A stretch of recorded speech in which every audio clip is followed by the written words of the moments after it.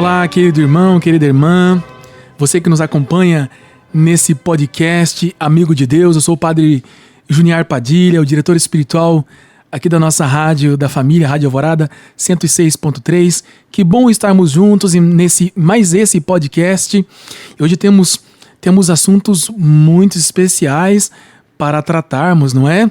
Temos aqui visto muitos temas importantíssimos para a vida espiritual, e hoje nós temos uma conversa assim que, olha, vai te ajudar muito no teu crescimento na vida espiritual, na tua compreensão do teu próprio caminho.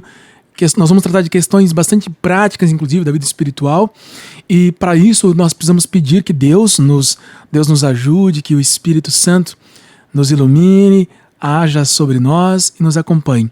Então gostaria de um minutinho do seu tempo, você que está nos acompanhando nesse podcast, para pedirmos o auxílio do Espírito Santo. Ó vinde, Espírito Santo, as nossas almas visitai, e enchei os nossos corações com vossos dons celestiais. Nossa Senhora do Carmo, rogai por nós. Glorioso São José, rogai por nós.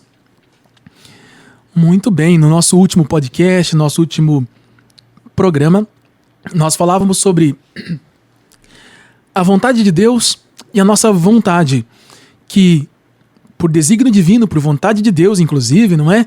Precisam estar unidas, e isso é santidade, conforme definiu Santo Afonso Maria de Ligório. A santidade, nós vimos no nosso podcast passado, é a união da nossa vontade com a vontade de Deus. A conformação da nossa vontade com a vontade de Deus.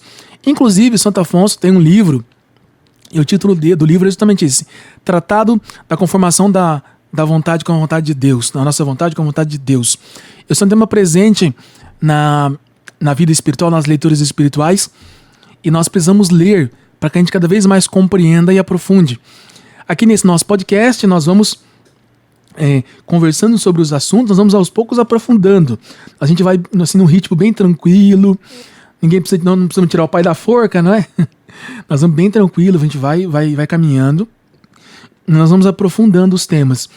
Mas é interessante que você vá seguindo essas indicações que eu estou te dando dos textos, dos livros, e aí você vai aprofundando na sua leitura alguma e vai compreendendo cada vez melhor esses temas que aqui nós vamos conversando, né, e dando algumas indicações e fazendo algumas reflexões, tá bom? Gostaria de ler com vocês hoje e meditar a primeira leitura da missa da solenidade de São Pedro e São Paulo, que nós celebrávamos agora há pouco tempo, tá bom? E a primeira leitura dessa missa está em Atos dos Apóstolos, capítulo 12, versículos de 1 a 11. É o início do capítulo 12, tá bom? Dos Atos dos Apóstolos. Então pegue aí na sua Bíblia, você que está com a Bíblia bem perto aí. Essa leitura é muito especial, temos reflexão muito, muito bonita e profunda, que nos ajuda na vida espiritual, tá certo? Atos dos Apóstolos, capítulo 12, versículos de 1 a 11. Vamos ao texto. Naqueles dias, o rei Herodes prendeu alguns membros da igreja para torturá-los. Mandou matar à espada Tiago, irmão de João. E vendo que isso agradava aos judeus, mandou também prender a Pedro. Eram os dias dos pães ázimos. Depois de prender Pedro, Herodes colocou-o na prisão, guardado por quatro grupos de soldados, com 4 soldados cada um. Herodes tinha a intenção de apresentá-lo ao povo. Depois da festa da Páscoa, enquanto Pedro era mantido na prisão, a igreja rezava continuamente a Deus por ele. Herodes estava para apresentá-lo. Naquela mesma noite, Pedro dormia entre 2 soldados, preso com 2 correntes. E os guardas vigiavam a porta da prisão. Eis que apareceu o anjo do Senhor, e uma luz iluminou a cela. O anjo tocou o ombro de Pedro, acordou e disse: Levanta-te depressa. As correntes caíram-lhe das mãos. O anjo continuou: coloca o cinto e calça tuas sandálias. Pedro obedeceu e o anjo lhe disse: põe tua capa e vem comigo. Pedro acompanhou e não sabia que era realidade o que estava acontecendo por meio do anjo, pois pensava que aquilo era uma visão. Depois de passarem pela primeira e segunda guarda, chegaram ao portão de ferro que dava para a cidade. O portão abriu-se sozinho. Eles saíram, caminharam por uma rua e logo depois o anjo o deixou. Então Pedro caiu em si e disse: agora sei de fato que o Senhor enviou o seu anjo para me libertar do poder de Herodes e de tudo que o povo judeu esperava. Palavra do Senhor, graças a Deus. Esse texto é muito interessante, não é? Mas ele não é interessante simplesmente porque apareceu um anjo, que é algo extraordinário, não é? Não é algo que nós vemos todos os dias, não é? A gente não vê os anjos aparecendo por aí, não é? Embora cada um de nós tenha um anjo da guarda, e é importante que nós nos relacionemos com ele, sabia? Então, rezar aquela oração que a gente aprende quando nós somos pequenininhos, não é? A oração do Santo Anjo é muito bom, porque nós pedimos o auxílio desse nosso grande amigo, que foi enviado, dado para nós por Deus, para nos ajudar a chegarmos no céu. Será uma grande alegria quando nós chegarmos no céu e nós conhecemos o nosso anjo da guarda, não é? Eu acho que alguns de nós ele vai ficar um pouco bravo, vai querer até bater, porque a gente pode dar alguns trabalhos para ele, não é? Para o nosso anjo da guarda, mas é importante a gente conversar, ter um relacionamento com o nosso anjo da guarda. O Padre Pio, inclusive, dava tarefas para os anjos da guarda dos seus penitentes, das pessoas que iam se confessar com ele. Ele via os anjos da guarda da pessoa e dava tarefas para os anjos das pessoas. Então nós temos esse nosso amigo e às vezes a gente não recorre a ele. Temos tantas situações que poderíamos pedir o seu auxílio e a gente não recorre a ele. Mas esse texto, esse que nós acabamos de ouvir, não é simplesmente interessante por conta da presença do anjo ou da libertação de São Pedro. Tem mais coisas aqui que eu gostaria de chamar a atenção. Nessa mesma missa da solenidade de São Pedro e São Paulo, nós rezávamos um salmo, o Salmo 33, e o refrão do salmo naquele dia, nós cantávamos o seguinte: de todos os temores me livrou o Senhor Deus. E nós meditávamos o martírio de São Pedro e São Paulo, o assassinato de São Pedro e São Paulo. São Pedro e São Paulo que deram a vida por Cristo. Eu costumo pensar algo maravilhoso, não é? Todos os mártires, todos esses que dão a vida por Cristo, só conseguiram dar a vida por Cristo porque antes viveram por Cristo. Deram a vida por Cristo porque viveram por Cristo. Esse é o caso de São Pedro e São Paulo também. E realmente, Deus livrou-os de todos os temores que geralmente nós temos. E o principal desses temores, o temor de perder a própria vida. São Pedro foi crucificado de cabeça para baixo, São Paulo foi decapitado, nós sabemos disso na história. Mas eu gostaria de chamar a sua atenção para o seguinte: quando nós celebramos a Sexta-feira Santa, lá na celebração da Paixão, você se lembra que nós vemos São Pedro negando Jesus 3 vezes, até diante da empregada do sumo sacerdote, não é? Por quê? Porque ele estava com medo.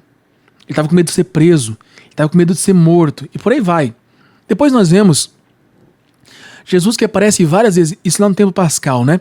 Jesus que aparece várias vezes aos discípulos, e eles estão, né, na casa com as portas fechadas por medo dos judeus. Então o medo era algo frequente na vida deles. E na sua e na minha vida muitas vezes também. Temos medo de tantas coisas, não é? Temos temores de tantas coisas. Só que são temores, muitas vezes temores vãos. Nós precisamos ter temores, alguns temores importantes, mas há temores que são temores vãos. E esses nós precisamos que Deus nos livre. E eu gostaria de fazer você notar o seguinte: São Pedro está preso aqui, não é? Ele foi preso. O Herodes pediu que matassem o Tiago, irmão de João, e os judeus ficaram contentes com isso. E aí ele então, como estava ganhando popularidade, quis então pegar o príncipe dos apóstolos, o primeiro entre os apóstolos, o Papa, São Pedro, e prendeu ele também, porque sabia que isso iria agradar os judeus. E por que os judeus queriam Pedro preso? Porque prendendo São Pedro, eles pensavam que iriam enfraquecer os outros discípulos, não é? E isso aconteceu? Não, isso não aconteceu. Porque nós vemos aqui na leitura, no relato, né, que São Lucas faz nos Atos dos Apóstolos, que eles continuavam rezando por São Pedro, pedindo a Deus por São Pedro, para que São Pedro continuasse vivo? Não necessariamente, mas para que São Pedro continuasse fiel, isso com certeza. E aqui nós já vamos vendo como que a igreja tem essa missão. Nós, como católicos, como bons católicos, precisamos rezar pelo Papa, tá certo? Precisamos rezar pelo Papa. E a igreja, então, a igreja rezava por São Pedro. E essa oração da igreja foi o que fez manter São Pedro fiel e depois, inclusive, ter essa experiência do anjo que o libertou. Só que gostaria que você prestasse atenção no seguinte. Já vamos comentar um pouquinho mais sobre isso, com mais profundidade. Quando o anjo entra na cela, São Pedro está dormindo. E dormindo profundamente. Muito bem. Nós continuamos aqui a nossa meditação e nós vimos que São Pedro estava preso, não é? Estava preso. E você notou quantos guardas estavam lá fazendo a sua guarda? 4 grupos de 4. 16 guardas. Não é? Parece um sujeito extremamente perigoso, não é? 16 guardas guardando São Pedro, não é? 16. E ainda dentro da cela tinha um de cada lado dele e estava com as mãos amarradas ainda, né? Com as mãos ainda presas, né? Por correntes. Imagina só. Não queriam que ele escapasse de jeito nenhum mesmo. Só que, e aí aqui, meu irmão, minha irmã, presta bem atenção nisso, não é? Quando nós estamos com Deus, coisas magníficas e extraordinárias acontecem. Que aqueles que são maus, ou aqueles que têm uma visão meramente materialista da vida, não imaginam que pode acontecer. Então eles prenderam tão bem São Pedro, corrente, e tinha 2 guardas, um de cada lado dele, 16 homens lá fazendo a guarda do homem, e ele ainda foi liberto. Veja só que coisa maravilhoso aqui, pensar nisso daqui. E nós temos que fazer uma aplicação disso para a nossa vida, você para a sua e para a minha também. Quando nós estamos com Deus, essas coisas acontecem. Coisas extraordinárias acontecem com aqueles que estão com Deus, que vivem com Deus, que querem fazer a vontade de Deus, que querem viver a vontade de Deus. E isso não está na consideração daqueles que são maus, daqueles que têm mentalidade racionalista, materialista, os ateus. Eles não sabem que essas coisas podem acontecer, que é o caso desses aqui. Então eles achavam que o que iria manter Pedro preso eram simplesmente os guardas, as grades e as correntes. Mas nós sabemos que para Deus nada é impossível, como está em Lucas 1,37, não é? Muito bem. E olha que interessante, o anjo entra então na cela, acende uma luz e São Pedro está dormindo, não é? Então tem uma manifestação fantástica de um anjo e São Pedro continua dormindo. O mesmo Pedro que nós lembrávamos agora há pouco, que teve medo lá na noite da entrega de Jesus, do seu falso julgamento. Ele teve medo, negou, etc. Depois continuou com os outros discípulos e com medo. Esse Pedro não está com medo, porque ele está dormindo. Ele está dormindo profundamente. É isso que eu queria chamar a sua atenção. São Pedro está dormindo profundamente. O anjo tem que ir lá, quase como se fosse uma mãe, um pai de um adolescente que vai acordar ele, de um jovem, né, que tem dificuldade de acordar, e dá uma chacoalhada nele. Pedro, acorda. E ele acorda, não coloca nem a sandália. Aí o anjo tem que falar para ele, coloca a sandália. Não coloca o manto, coloca o cinto. E o anjo tem que começar a falar tudo que ele tem que fazer. Tava dormindo ainda, né? Tão profundamente dormia São Pedro. E eles saem, vão passando pela primeira e segunda guarda, eles saem, só depois que estão fora é que Pedro vai se dar conta que era um anjo que tinha libertado ele. Depois que o anjo vai embora que ele se dá conta que era um anjo que tinha libertado ele. Olha que coisa maravilhosa isso daqui. Aquele Pedro medroso não existe mais. Agora que nós temos um Pedro confiante, que pode dormir até na prisão tranquilamente, porque ele sabe que o seu auxílio está naquele que ele colocou a sua fé, em Deus. Isso nos ensina tantas coisas. Deus livrou São Pedro de todos os temores. Só não livrou São Pedro do temor de perder o céu, de perder a Deus e de perder a sua salvação. Por isso que inclusive ele deu a sua vida. E é um mártir. Foi crucificado de cabeça para baixo. Nós temos tantos temores, não é? Você e eu temos tantos temores. Temor de perder a saúde, temor de perder o carro que é novo, a casa, o dinheiro, etc. Temos tantos temores. Só que temores vãos, como eu dizia para você, não é? Temores vãos. Nós precisamos ter esses temores. O temor de perder a Deus, o temor de perder o céu, perder a salvação da nossa alma. Esses são os temores que nós precisamos ter. Esses outros, nós temos que pedir a Deus, como ele fez com São Pedro, com São Paulo também, que ele nos livre, não é? Que ele nos livre. E essa é a graça que nós queremos alcançar. Que Deus, por intercessão de Nossa Senhora e São José, nos ajude a termos os verdadeiros temores. E um deles é o de temor de viver uma vida com Deus, uma vida com sentido. E se for da vontade de Deus também, entregarmos a nossa vida por Ele, como fizeram os mártires da igreja. Assim seja. Ótimo, muito bem. Nós, na semana passada, na terça-feira passada, no nosso podcast, você se lembra, não é? Nós falamos sobre a conformação da nossa vontade com a vontade de Deus. E nós chamávamos isso de santidade, conforme a definição do Santo Afonso Maria de Ligório. Só que tem uma coisa. Eu falava que as duas vontades às vezes estão em conflito, não é? E que nem sempre é fácil fazer a vontade de Deus. Já parou para pensar por quê? Por que isso é difícil? E você já parou para pensar que às vezes é tão difícil a gente identificar qual que é a vontade de Deus? Eu te dizia que nós precisamos pedir a Deus que ilumine a nossa vida, os nossos passos, para que nós saibamos qual é a vontade de Deus.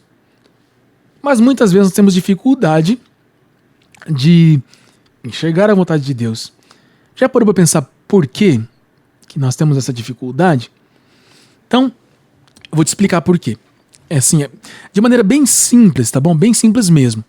Isso é algo que nós aprendemos na doutrina da Igreja Católica e está no Catecismo. E é algo que você sabe, porque isso está relatado na Sagrada Escritura, no capítulo 3 do livro do Gênesis, que é o pecado original. O pecado lá, tem o pecado de Adão e Eva. Eles fizeram o que não deveriam fazer, comeram do fruto da árvore do conhecimento do bem e do mal, que Deus havia dito que não poderiam comer. Se eles comessem, teriam consequências bastante drásticas, graves e ruins. Mesmo assim, eles desobedeceram, quiseram ser felizes sem Deus, isso não é possível, comeram do fruto. E aí vieram consequências. E as duas consequências dessa tem a ver com isso que nós estamos conversando. Porque por causa do pecado original que nós herdamos de Adão e Eva, e ainda que nós somos batizados e o pecado original ele é apagado, permanece em nós uma inclinação, que a igreja chama de concupiscência, permanece uma inclinação para o mal, não é? E nós permanecemos com uma dificuldade aqui na inteligência e na vontade.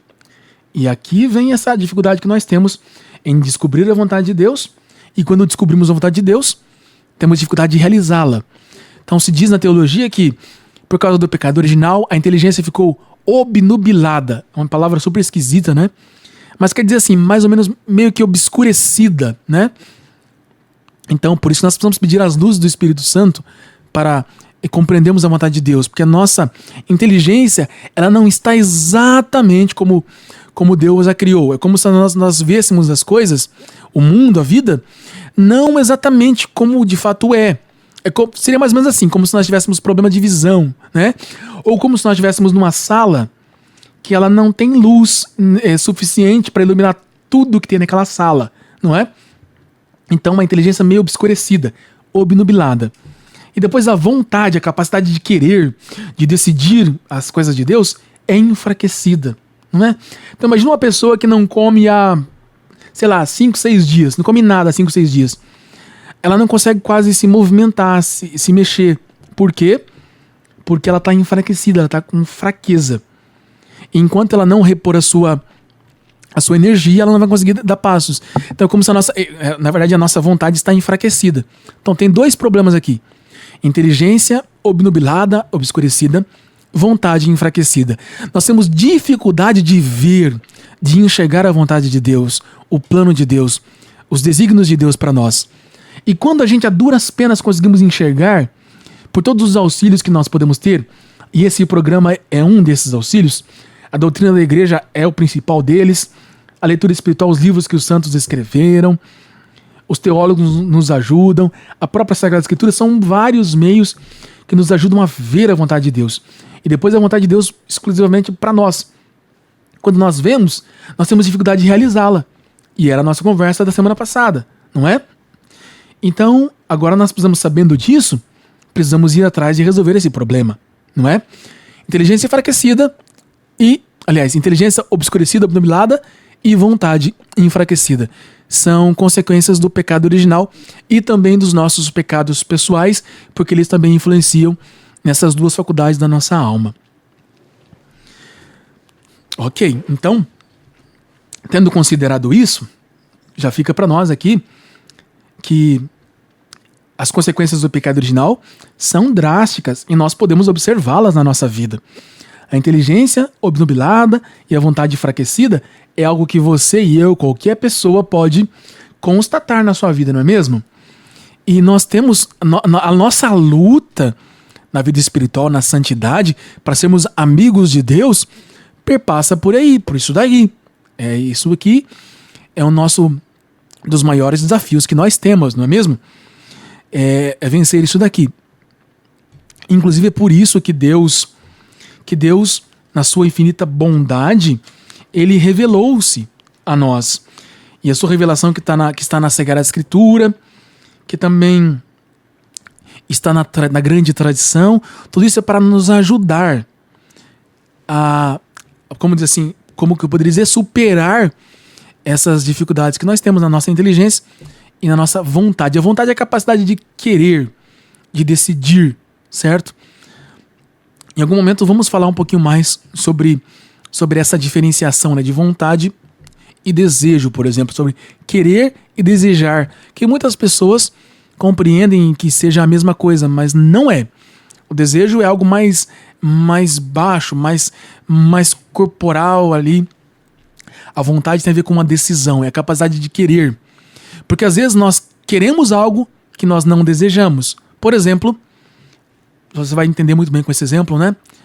Uma mãe que acorda às 3 da manhã para ver o seu filho que está no berço. Ela tem desejo de estar desperta? Não, ela não tem. O desejo dela é de estar dormindo, porque ela está com sono e cansada e tem que trabalhar no outro dia. Mas ela quer ver o filho bem, então ela tem uma decisão. Ela toma uma decisão, ela diz, eu quero ver o meu filho para ver como é que ele está, para ver se ele está chorando, se está com alguma dor, se está com algum problema. Então ela quer. O querer tem a ver com decisão. E essa capacidade de decidirmos, de dizermos eu quero, essa é a vontade. O desejo é outra coisa. Desejo nós temos de comer um bolo, um chocolate, tomar um refrigerante, um suco e etc. Não é? E às vezes o nosso querer, ele contraria os nossos desejos, não é? E a vontade é a faculdade do querer. Faculdade do querer. E essa faculdade que está enfraquecida em nós e que precisamos fazer exercícios para que ela vá se fortalecendo, não é? Então tem como fortalecer essa faculdade, assim como tem como a nossa inteligência ser iluminada. Olha uma dica que eu vou dar para você, para que a sua inteligência seja iluminada. Sempre esteja em estado de graça e você vai ter a inteligência mais iluminada possível. Confesse-se com frequência, se livre completamente dos pecados mortais, comece realmente a uma luta contra os pecados veniais e a sua inteligência vai ser uma coisa assim maravilhosa. Você vai começar a compreender as coisas do mundo, as coisas da vida e principalmente as coisas da vida espiritual com uma facilidade tão grande que você vai se impressionar com você mesmo, tá certo? Então essa é uma dica que eu dou, mas a gente vai conversar mais sobre isso daqui pra frente, tá certo?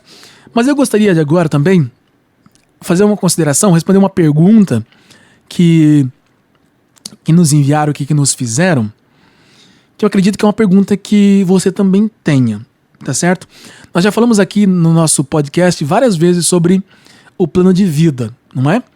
E eu tô caminhando com você aqui sobre aspectos do plano de vida. E nos perguntaram aqui o seguinte: como seguir um plano de vida diante de uma vida agitada? Por exemplo, trabalhar o dia todo, levar horas entre casa e o trabalho, dar atenção à família, estudar e etc. Essa é a circunstância de todo mundo, não é? Todos nós temos uma vida assim, não é? Às vezes a gente imagina que, sei lá, esse negócio de plano de vida, de oração, é só para as freiras, para as monjas carmelitas e para os monges beneditinos que estão lá dentro do convento, né? Cantando gregoriano, etc. Estão lá, né? Não é. Os monges, inclusive o dia do monge, não sei se você sabia, é dividido em 3. Então, você faz 3 vezes 8, 24. As 24 horas de um dia de um monge, aliás, é isso. As 24 horas do dia de um monge é dividido em 3. Então, ele tem 8 horas de sono, 8 horas de oração e 8 horas de trabalho e estudo, não é? Então, ele divide o dia assim, é bem ordenado. Mas a vida de um monge também é bastante atarefada. Um dia eu encontrei um colega que era monge, ele disse assim, ser monge é fazer um holocausto do tempo. O que ele queria dizer com isso? É você sacrificar o seu tempo. Porque você está estudando, você está rezando e toca um sino. Você tem que mudar e fazer outra coisa. Daqui a pouco toca o sino de novo, tem que fazer outra coisa. E quando eu visito os mosteiros, eu vejo muito isso. Os monges, eles têm uma vida bastante intensa. A gente imagina que eles ficam lá sentadinhos na cadeira da capela, no banco da capela, ali em contemplação. Não é isso, não.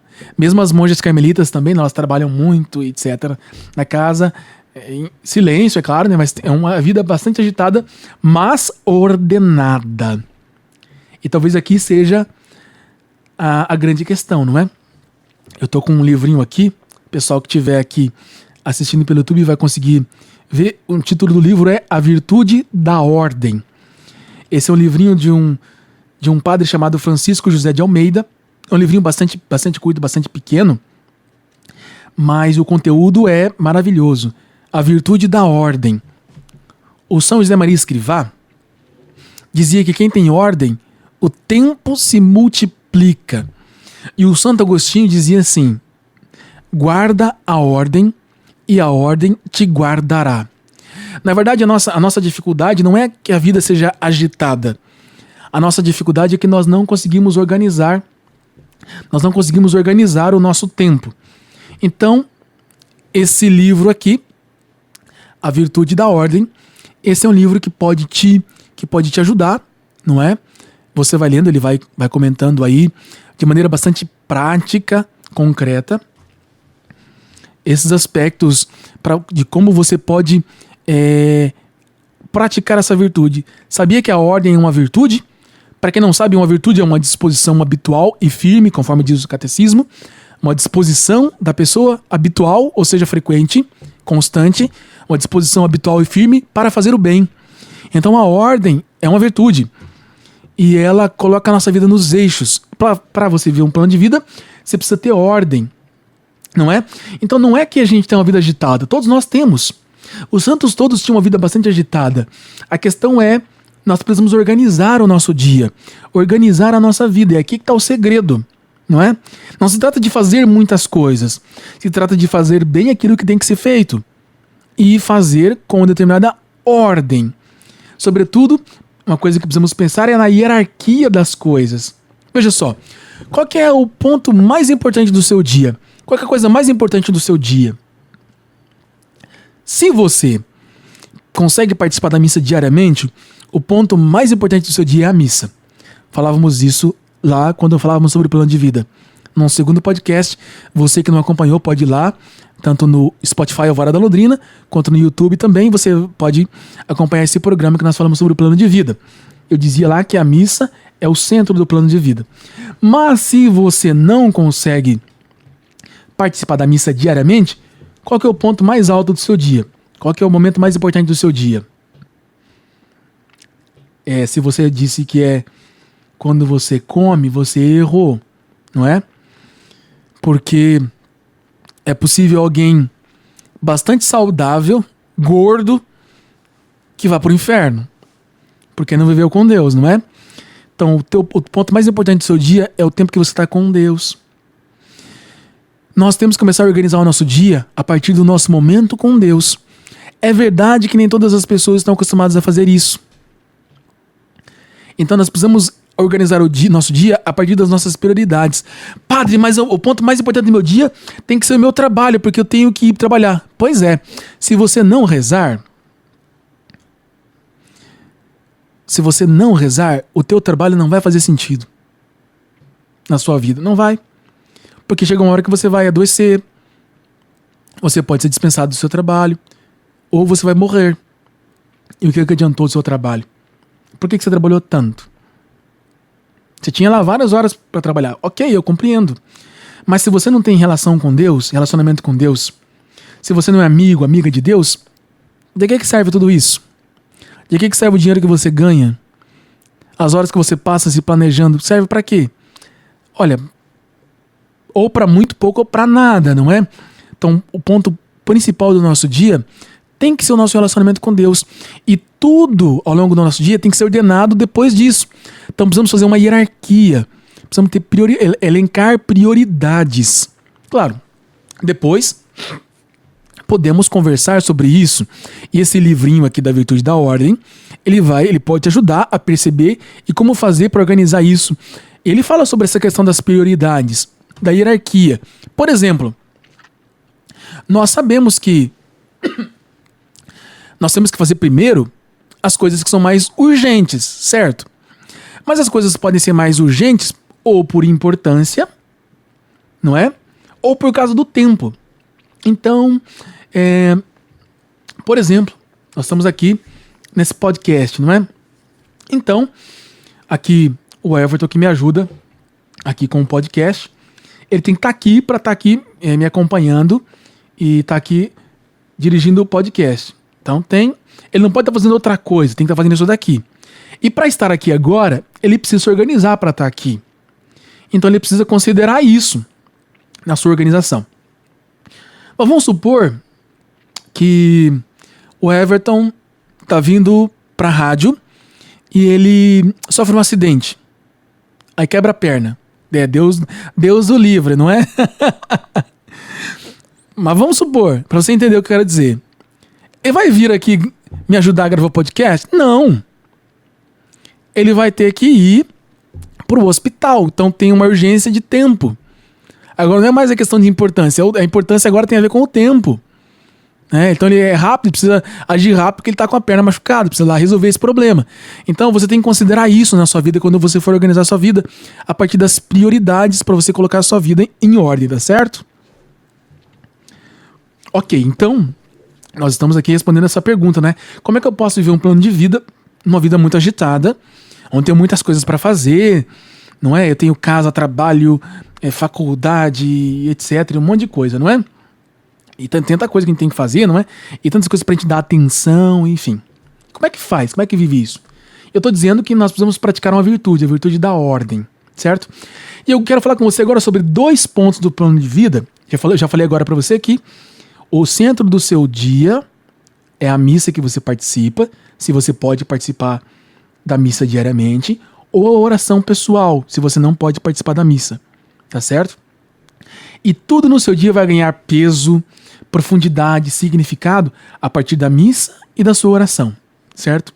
Inclusive o São José Maria Escrivá e o São Luís Gonzaga também, eles dividiam o dia deles em dois períodos, sabia disso? Eles dividiam o dia assim, preparação para a missa e ação de graça depois da missa. O dia deles era dividido assim. Então a missa era o centro. Então eles se preparavam, a primeira parte do dia, preparação para a missa. Eles participavam da missa. Agora vem a ação de graças. Agradecer a Eucaristia que receberam. Olha que coisa maravilhosa. E São José Maria Escrivá ainda falava sobre isso, né? Fazer do dia todo uma missa. Então, mas para fazer do dia todo uma missa, preciso compreender a missa. Nós vamos ter um podcast ou alguns podcasts aqui sobre a missa, para que você participe melhor da missa. Muito bem. Então, consideramos isso, a oração e a missa. Agora eu queria falar com você sobre 2 pontos do plano de vida que estão no início e no fim do nosso dia. O momento de acordar e o momento de dormir. Tá certo? Você e eu precisamos ter esses 2 momentos determinados. Que hora que você acorda? Que hora que você vai dormir? Nós precisamos aos poucos acostumarmos a dormir no mesmo horário e acordar no mesmo horário. Isso faz parte da virtude da ordem. Assim, a gente já começou a organizar o dia. E o São José Maria Escrivá chama esse primeiro momento do nosso dia de minuto heróico, não é? E tem aí um demônio novo que apareceu faz pouco tempo na nossa vida, que é o tal da soneca que tem lá no seu despertador, no seu celular, não é? Então você coloca lá para acordar às 6 horas da manhã. Aí você coloca lá a soneca de 2 em 2 minutos, 5 em 5 minutos. Olha, amanhã você vai ver isso que eu tô dizendo. É o demônio querendo desorganizar a sua vida. É o demônio querendo te enfraquecer. Isso, São José Maria que nos ensina a entender isso. Você tem que acordar na hora que tocou o despertador. Tocou o despertador, você levanta, se ajoelha nos pés da sua cama, do lado da sua cama, agradece a sua noite de sono, oferece o teu dia e agora vai mandar ver, se organizar, se preparar. Esse é o minuto heróico de São José Maria. É o momento em que nós começamos a vencer já na nossa vida. Porque se no primeiro momento do dia, que é quando nós fomos acabar de acordar, nós começamos a perder para preguiça, o nosso dia todo vai sendo perdido. Nós já começamos a perder no primeiro momento do dia. Conseguiram entender por que esse é um minuto heróico? Se eu venço ali o sono, a preguiça, a indisposição, já estou me predispondo para vencer todos os obstáculos e lutas que vierem ao longo daquele dia. Esse minuto é muito importante. Esse minuto em que nós acordamos logo no início do dia, ele é muito importante. Lembre-se, como São José Maria chama ele, minuto heróico. É hora do heroísmo, é hora da luta. Então, tocou o despertador, manhã de manhãzinha, levanta. Tira esse negócio de soneca, acabou com isso. Você quer ter vida espiritual séria, você quer ser santo, não tem mais soneca. E você precisa estabelecer um horário para você acordar. Qual é o melhor horário para você acordar? Sempre esse horário, tá certo? Sempre esse horário. Isso vai te dar constância. Quem tem constância tem perseverança, tem força, tem ordem, tem organização. Você já começou a organizar seu dia. Exatamente, até sábado e domingo. Até sábado e domingo. Claro que se você trabalha, você pode colocar o sábado e domingo, de repente, em 1, 2 horas, um pouquinho mais tarde, não tem problema, certo? Mas não vai acordar 11 horas da manhã no domingo, né, 10 horas, tem que ir à missa, né? Acorda cedo. Tem aquele ditado, né? Deus ajuda quem cedo madruga. Precisa acordar cedo pra vivendo, ajudando as pessoas, santificar, etc. Tem muita coisa, né? Certo? Mas você observa aí no seu dia qual é o melhor horário para você acordar. Para você poder fazer sua oração, se preparar, tomar seu café, fazer alguma leitura espiritual, alguma coisa, se organizar para você ou ir trabalhar ou estudar. Veja qual que é o melhor horário. Precisa definir um horário para acordar. Tá certo? Minuto heróico. Soneca é coisa do diabo, tira esse negócio do seu celular, acabou com isso. Se você tem, inclusive, tá sabendo agora, vai ter que se confessar de pecado de preguiça e de desordem, tá bom? Tá certo? Muito bem. Depois, agora nós vamos pular lá para a hora de dormir. Você também precisa ter horário para dormir. Porque se a cada dia a gente dorme num horário, isso também desordena o nosso dia, desordena a nossa vida, o nosso interior, a nossa alma. É aqui que está o problema, que a gente tem essa sensação de que a gente não dá conta da nossa vida. É porque nós estamos exteriormente desordenados e interiormente desordenados. Coisas simples como essa, estabelecer um horário para acordar, estabelecer um horário para dormir, já resolve muita coisa na nossa vida. Depois nós vamos ver que, ao longo do dia também, como nós vamos ordenando, a partir das prioridades, da hierarquia de importância ou urgência das coisas que precisamos fazer, isso vai nos ajudar também. Mas antes de dormir, nós precisamos fazer sempre um exame de consciência. E sempre que eu falo sobre esse assunto, me vem aquela frase do Papa Francisco, logo no início do pontificado dele. Ele dizia assim, como bom jesuíta: eu não consigo compreender um cristão que vá dormir sem fazer um exame de consciência. Já tivemos a oportunidade aqui de falar sobre isso, mas eu vou te lembrar. O São José Maria ensina que nós devemos fazer nesse exame de consciência, antes de dormir, 3 perguntas. O que eu fiz de bom hoje com a ajuda de Deus? Segundo, o que eu poderia ter feito melhor? Terceiro, o que eu fiz de ruim? Quais foram os meus pecados?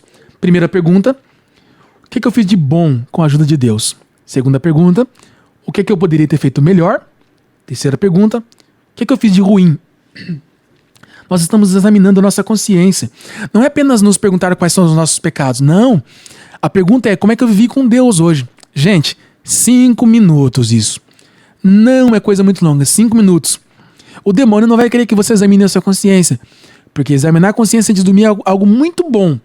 Porque nós vamos perceber como é que Deus está agindo na nossa vida e nós vamos fazer propósitos para o próximo dia, no outro dia.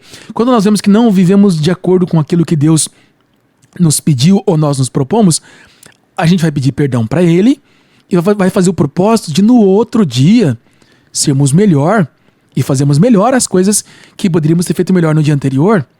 E assim nós vamos crescendo, tá certo? Essa vida espiritual. Então vamos lá, olha.